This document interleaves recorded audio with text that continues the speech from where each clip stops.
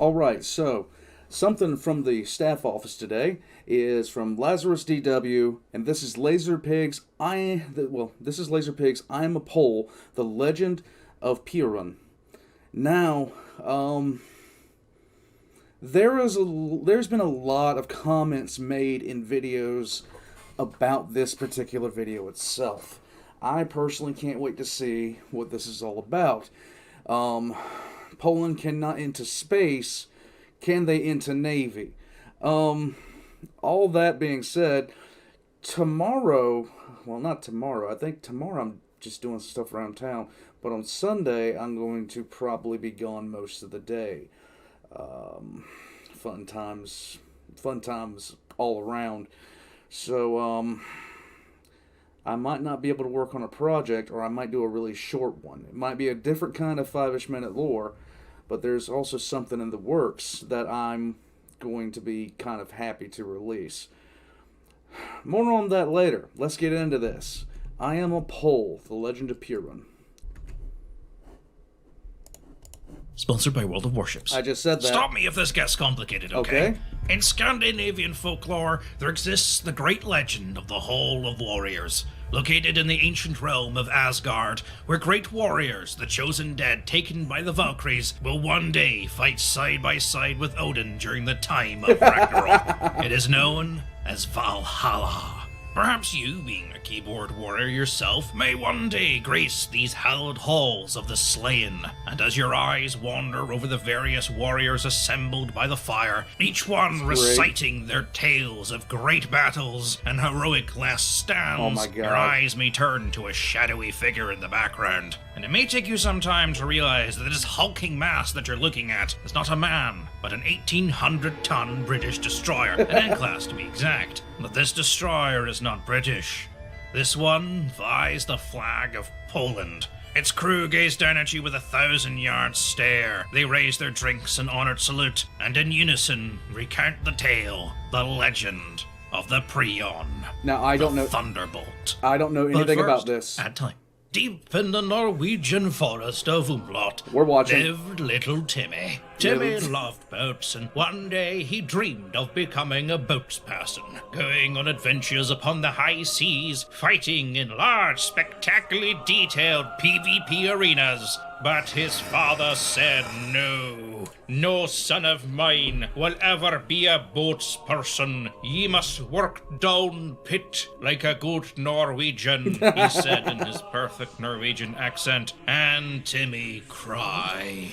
But great Father Norway see him, and he smile. He come to little Timmy with a gift. Open it, Timmy, he said. And as Timmy gazed upon the wonder that was inside, his eyes were met with the USS Texas, a Tier 5 premium. Wow! That's right, piglets. Buckle your chuckle belts because I beat you not. This video is sponsored by World of Warships, a team-based, free-to-play, open-water PvP RPG. No, wait, it's not an RPG. Yes, it is. It could be if it wanted to be. Oh, sire, our village is under siege from these level 3 goblins. Fear not, stereotypical maiden, for I shall vanquish these foes with the power of 50,000 tons of raw, off-sharpened butt. World of Warships, it has over 44 million players, one of which is me. Come say hi. I'm terrible at this game. I need help. All you need is a PC and some money. No, wait, you don't need money. It's free. Download it now. Link in the description. Come battle your enemies with 5 different warship classes to play as. Choose from destroyers, aircraft carriers, cruisers, battleships, and submarines. I recommend, like, if you're like me, Japanese destroyers are too much fun. Yes, if you want to be that guy that sneaks around being all stealthy. There is over 400 ships and they just keep adding more, with new content released every single month. I'll never go to school again! World of Warships fight in huge, stunning, open 12v12 arenas, each one alive with detail. One of these islands has this tiny little truck driving around in it, and it's so cute. Play with friends, play alone, fight players, fight bots, fight your friends, shoot at each other with gigantic Titanic-sized warships firing shells the size of small cars at each other. What more do you want? Want some free shit? I got you, fam. Download it now. Link in the description and use code FIRE. And you get 200 doubloons, 20 restless fire camouflage, 1,000,000 credits. That's a lot, by the way. 7 days of a premium account. I'm letting it play. Of all, you get the tier Links 5 in the description premium below. battleship USS Texas. Holy shit! Yeah, you I'm want letting this. it play. Link in the description. The most devastatingly evil-looking warship ever built. You want it. Download it now. Link in the description. It's the Texas. This thing inspired the Star Destroyer. You want it? Download now. Link in the description. I want this. I don't have this Links in the thing. I'm description. jealous. World of Warships. Download it now. Code FIRE. Link in the description. Do it now. A pig with a gun is a terrible thing.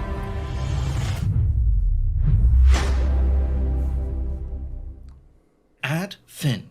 Our story begins not with the Piorun, but with another ship entirely. The Bismarck. Germany's answer to the growing threats of the French and British navies. Bismarck was a testament to Hitler's refusal to acknowledge the Washington Naval Treaty, as well as some other treaties which we don't have time to get into, which limited the size of battleships to about 30,000 tons. And at 50,000 tons, this gigantic warship was one of the largest battleships afloat at the time, and still holds the record as being one of the largest warships ever built. She was designed for speed, her guns for accuracy, and maybe her actual capabilities have been somewhat overstated by the culture of romanticism that surrounds this time period, but she was still a formidable opponent. Massive 15-inch cannons and a further 12 smaller 5.9-inch guns, she posed a tough adversary, destroying the fearsome battlecruiser Hood in a mere 4-minute-long engagement, granted with a lucky shot. Any captain going against her would have had this in the back of their mind, and during the hunt for the...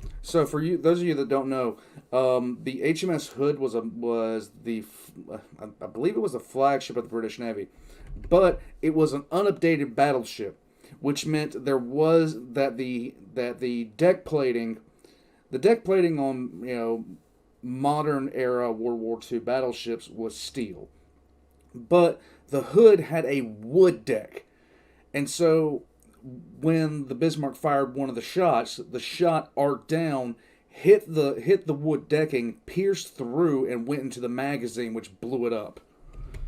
Bad day for all. Bismarck as she attempted to escape back to friendly waters. Though wounded and leaking fuel, smaller ships were advised to simply shadow her until the big guns arrived, and anyone who would be willing to face her with inferior firepower would have been mad.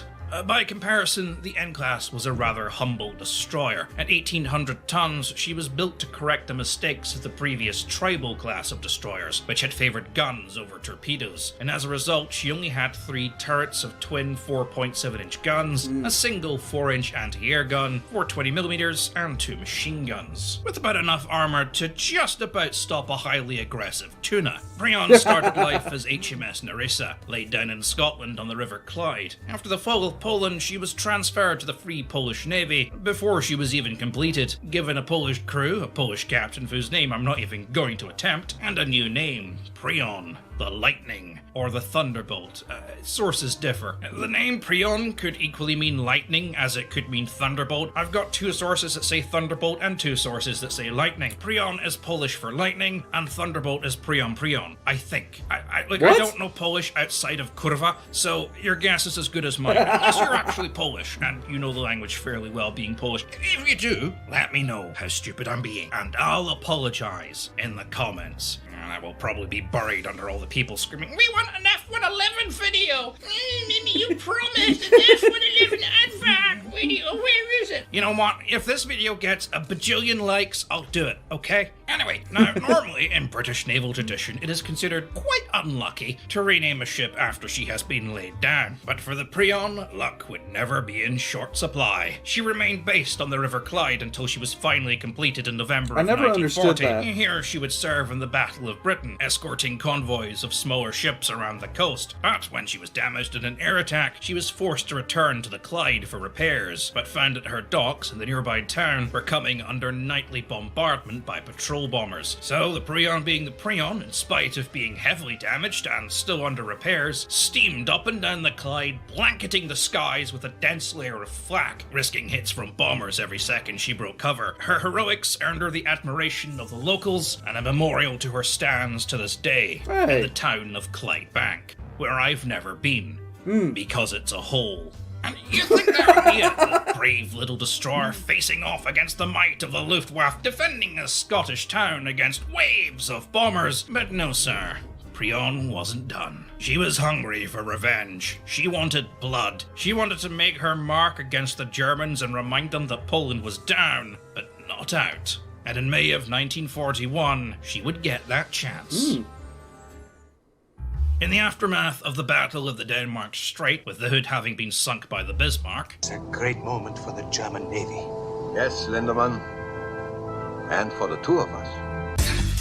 I was thinking that. I was thinking it. I wasn't going to say it. Wales heavily damaged. Britain was devastated. Its national pride had been hurt, and it demanded vengeance. British Prime Minister Winston Churchill would send out an order down the chain of command to every battleship, destroyer, cruiser, submarine, and fishing boat with a rifle duct taped to the front that would countermand all other orders. Find that bloody ship and sink it! At the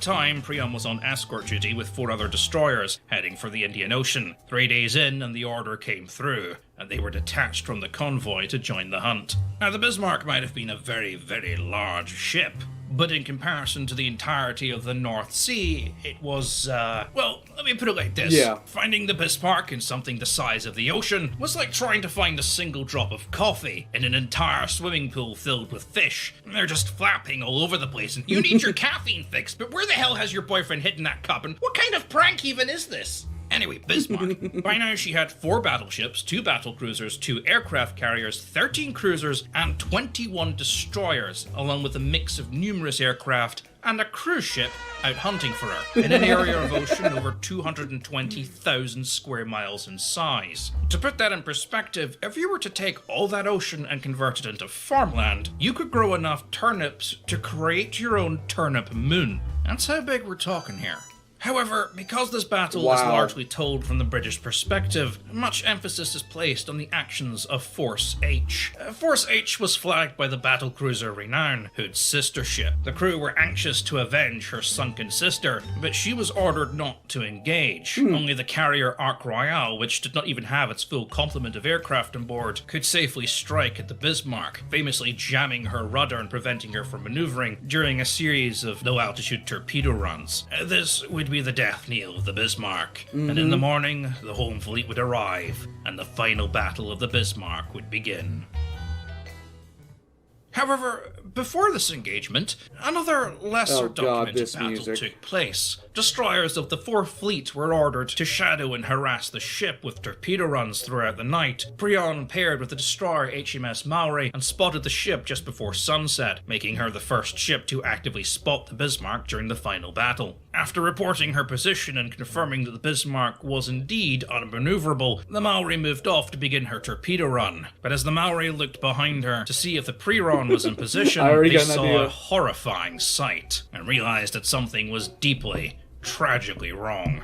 The Piorun was charging directly towards the Bismarck at full speed. Worried her steering was jammed, Maori broke radio silence and attempted to hail the Piorun, but received no response.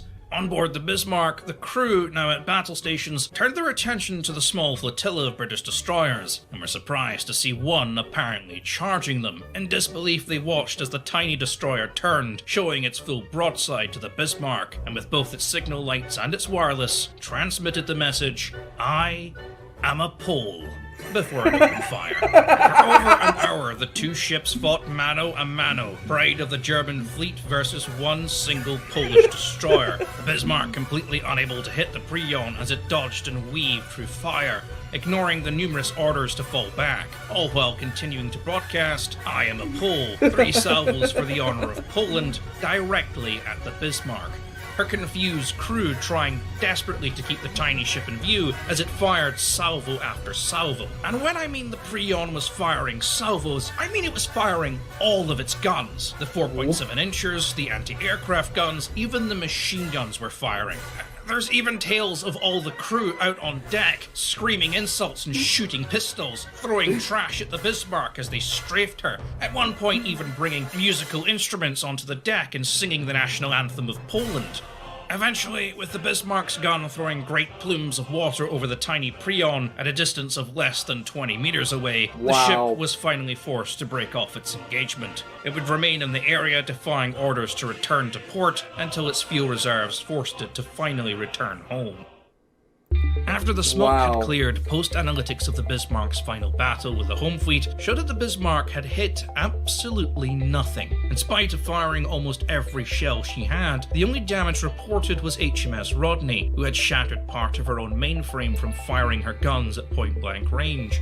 A major contributor to the Bismarck's sluggish performance had been down to crew morale and exhaustion. The entire crew had been on battle alert for nearly 48 hours, and consistent night attacks and harassment had led to the crew just simply not being able to focus.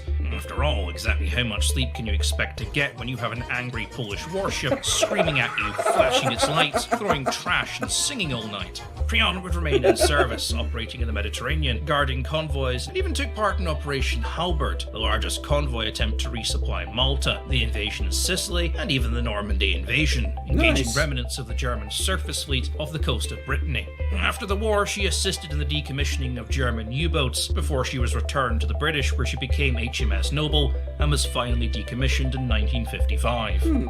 While in the British retellings of the sinking of the Bismarck, the story of the brave Polish destroyer who took it on single-handed at a time where ships far more powerful than her were afraid to even approach has been assigned to the footnotes of history, its presence and courage overshadowed by the more interesting British exploits. In Poland, it has lived on in legacy. The name Piorun would be reused, with the new ship's naming ceremony inviting survivors of the original ship and even commemorating it on a special coin, proving that the legacy of the ship is still alive and maybe deserves a little bit more recognition. I, for one, feel that the Piorun has earned its place in Stovercore.